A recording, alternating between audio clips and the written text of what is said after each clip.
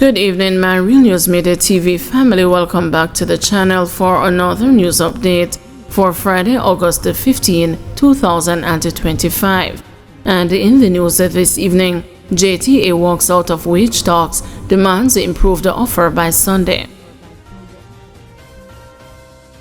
The negotiating team from the Jamaica Teachers Association walked out of wage talks with Finance Minister Favour Williams and her team on Friday, after giving the government a deadline of midnight on Sunday to present a substantially improved salary offer, a top union official has revealed.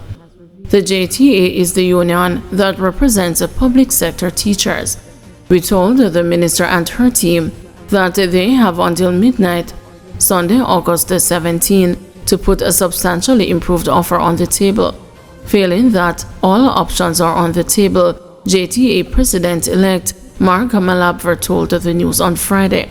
A statement from the JTA on Friday went further, indicating that the association reserves the right to activate all its machinery to respond if there is no improved wage offer by Sunday's deadline. The JTA wishes to indicate that the nation's teachers deserve a more livable wage and a better response than what has been placed on the table for negotiations, the statement said. Public sector teachers have been without a wage deal since March 31 this year, when the previous agreement expired. A new wage pact was expected to take effect on April 1.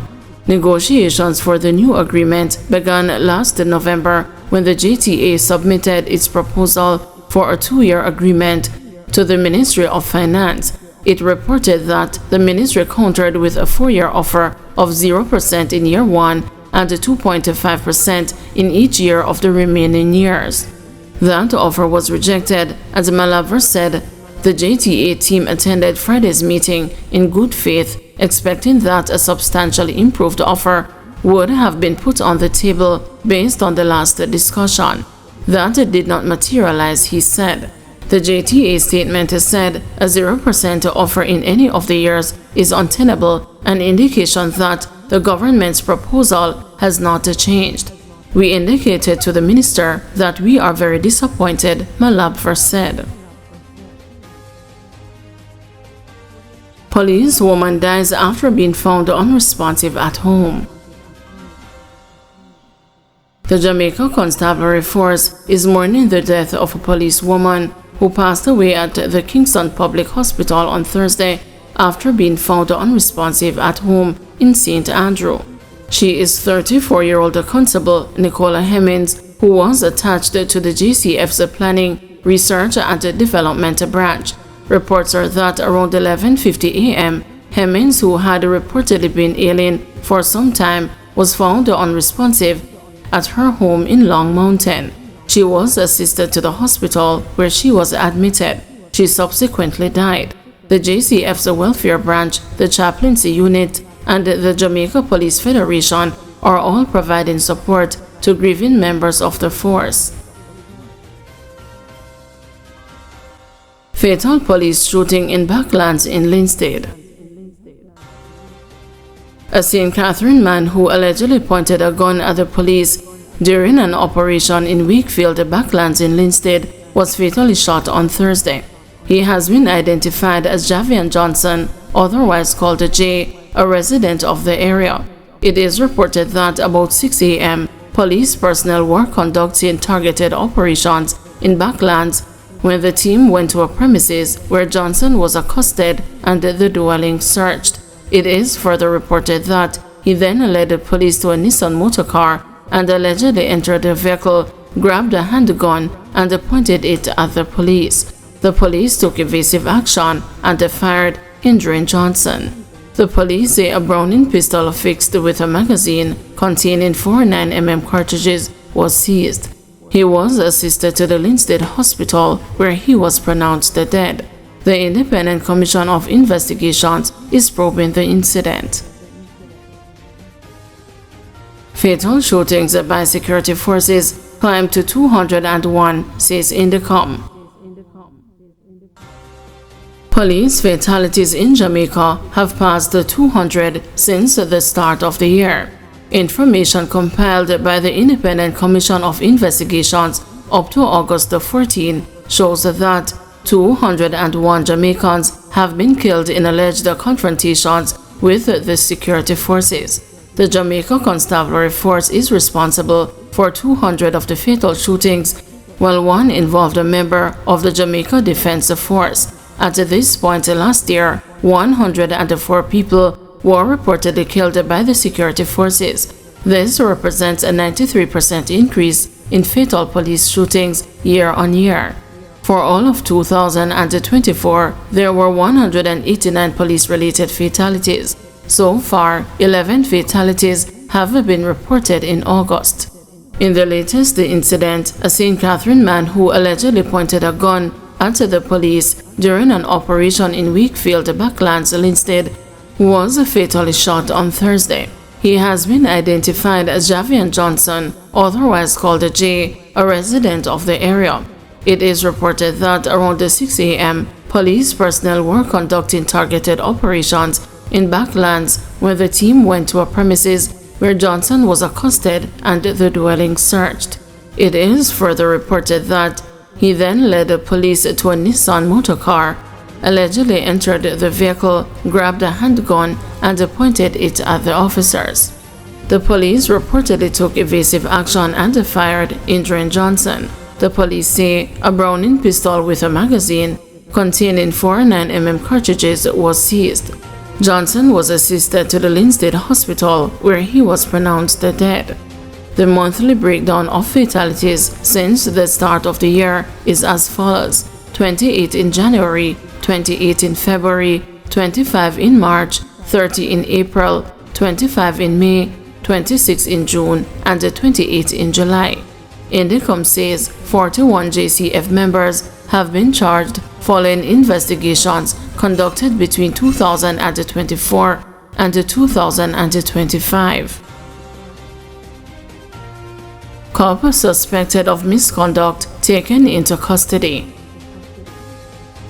A 22-year-old police constable of the Hunts Bay police station was taken into custody on Thursday after he allegedly reported for duty in possession of 2 plastic bags with assorted contraband.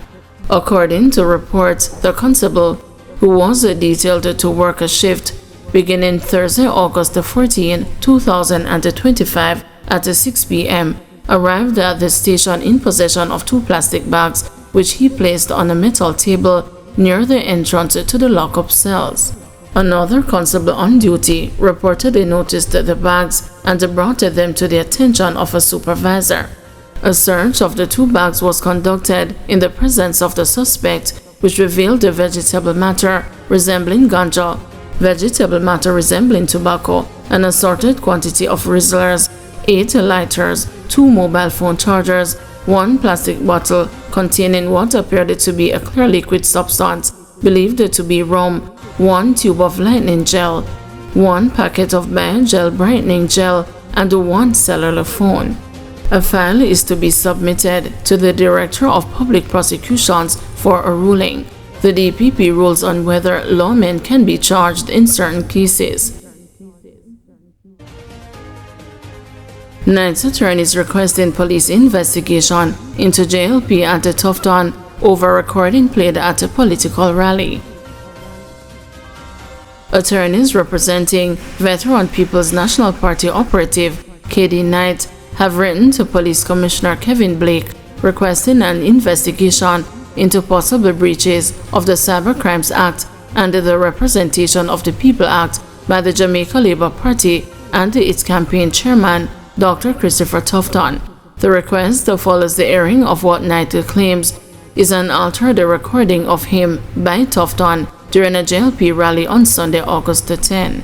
Knight's legal team says the allegedly manipulated recording was unlawfully attributed to Knight and was orchestrated and presented as his original statement to bring into disrepute the reputation of our client and to question the integrity of the honorable leader of the opposition. We are of the view that a forensic examination of the recording will confirm the fact that it was manipulated for political gain and in breach of the Cybercrime Act and Representation of the People Act. Tuffton has denied that the tape is fake, altered, or doctored.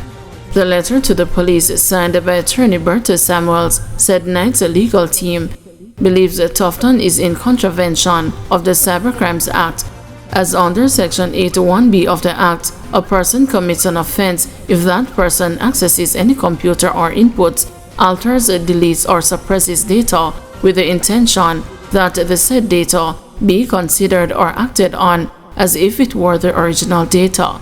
Under Section 12 of the Act, a person commits an offense if they intentionally incite, attempts, aids, or abets the commission of any offense under Sections 3 to 10 and should be liable for prosecution.